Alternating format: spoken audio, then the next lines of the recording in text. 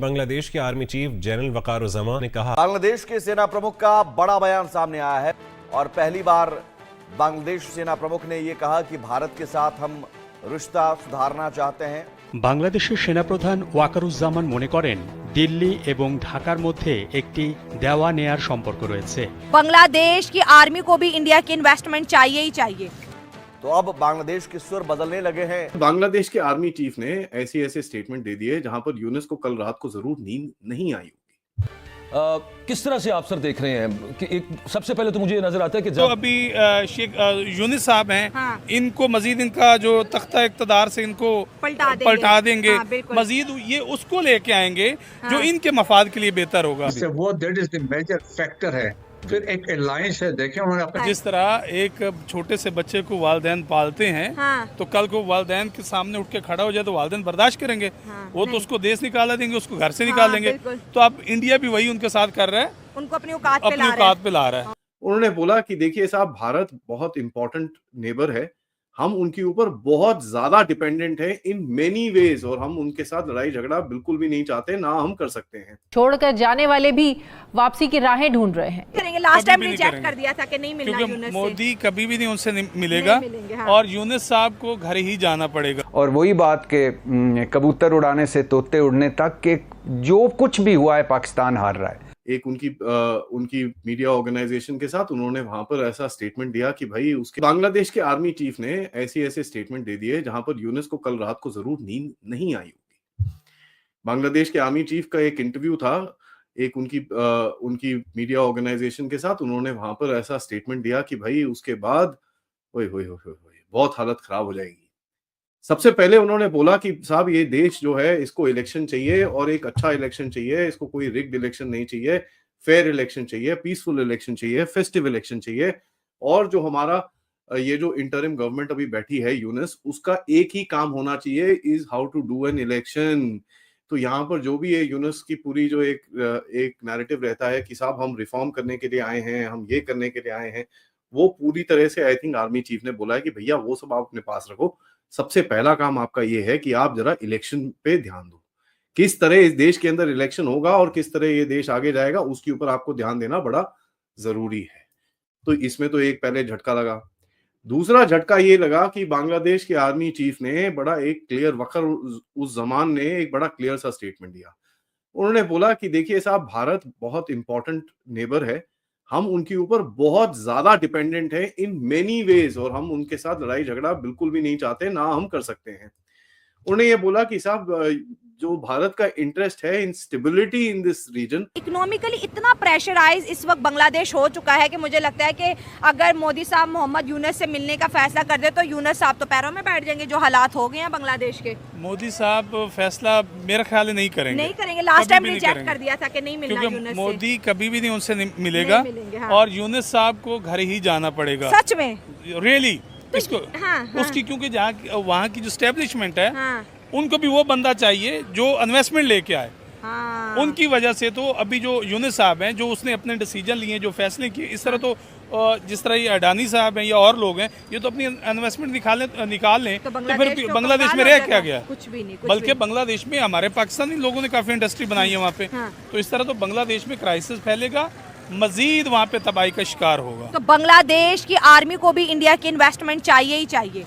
वो तो पहले भी कर रहे हैं और मजीद भी करेंगे। तो फिर इंडिया के खिलाफ नारे क्यों लगाए थे, जिसका इंडिया को आपको देखिए बड़ा दुख है कि भाई हमने इनको पाला, हमने इनको हर चीज दी, वीजा दिए, इनके ऊपर इतनी हमने जो है नवाजिशें की, और बदले में इन्होंने इंडिया के खिलाफ नारे लगाए, बदले में इन्होंने गद्दारी के नारे लगाए। जिस तरह एक छोटे से बच्चे को वालिदैन पालते हैं, हाँ। तो कल को वालिदैन के सामने उठ के खड़ा हो जाए तो वालिदैन बर्दाश्त करेंगे, हाँ। वो तो उसको देश निकाला देंगे, उसको घर से निकाल देंगे।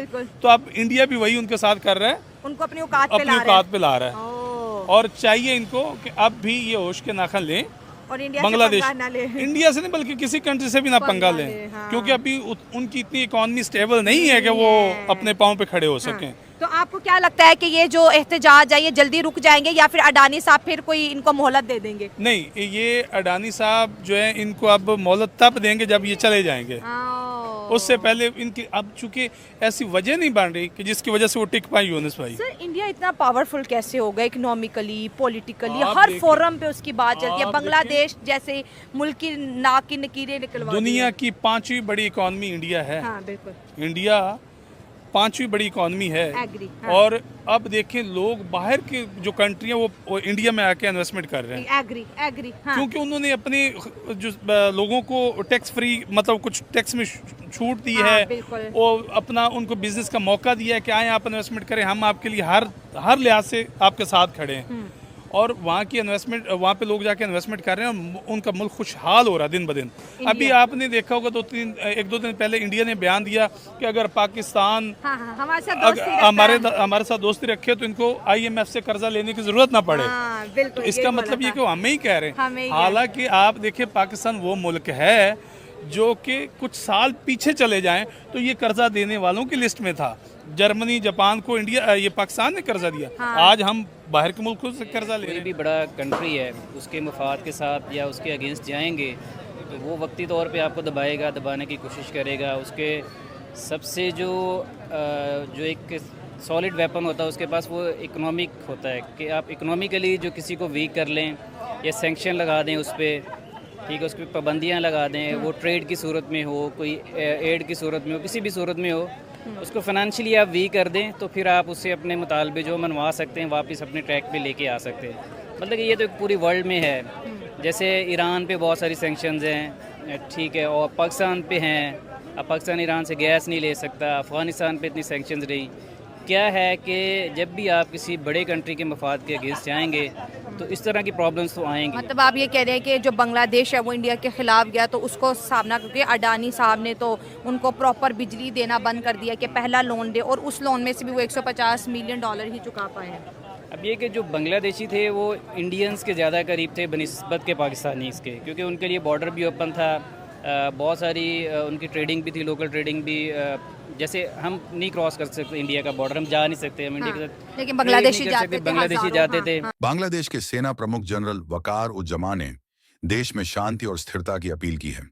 उन्होंने राष्ट्रीय सहमति बनाने पर जोर दिया है जिससे स्थिरता की तरफ बढ़ा जा सके। बांग्लादेश आर्मी चीफ ने प्रथोमालो को दिया इंटरव्यू में अपने देश की स्थिति और पड़ोसी देशों से संबंधों पर बात की है। इस दौरान उन्होंने मौजूदा अंतरिम प्रशासन की पुलिसिंग विफलताओं पर भी चिंता जताई है। उन्होंने देश में विकास और सुशासन के लिए शांति, स्थिरता और राष्ट्रीय सहमति के साथ आगे बढ़ने की बात कही है। उन्होंने बांग्लादेश में सेना की ज्यादा भूमिका के बजाय राजनीतिक दलों की जरूरत पर जोर दिया है।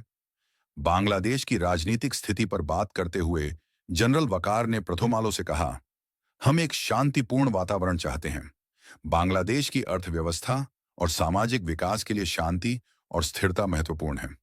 इसके बिना कोई विकास या सुशासन नहीं हो सकता है। इसलिए हमें आपस में सहिष्णुता बहाल करने की जरूरत है। सुलह की तरफ बढ़ते हुए राष्ट्रीय सहमति का माहौल बनाना होगा।